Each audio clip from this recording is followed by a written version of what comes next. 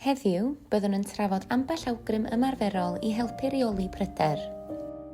Mae anadlu dofn yn dechneg ymlacio syml, ond pwerus a all eich helpu i leihau straen a phryder trwy ganolbwyntio'ch sylw ar anadliadau dofn araf.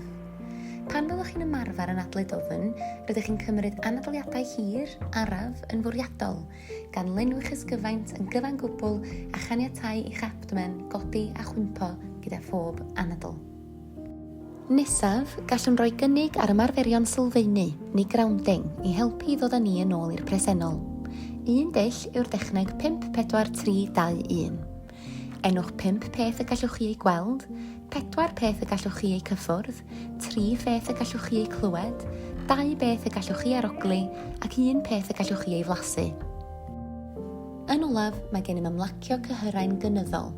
Mae hyn yn golygu tynhau ac yna ymlacio gwahanol grwpiau o gyhyrau.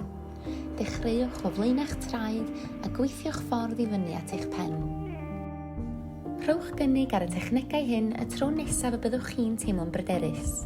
Mae rhai myfyrwyr yn ei ymarfer yn rheolaidd, hyd yn oed pan fyddant yn teimlo'n iawn. Yn ein fideo nesaf, byddwn yn siarad am newidiadau ffordd o fyw a all helpu i leihau pryder.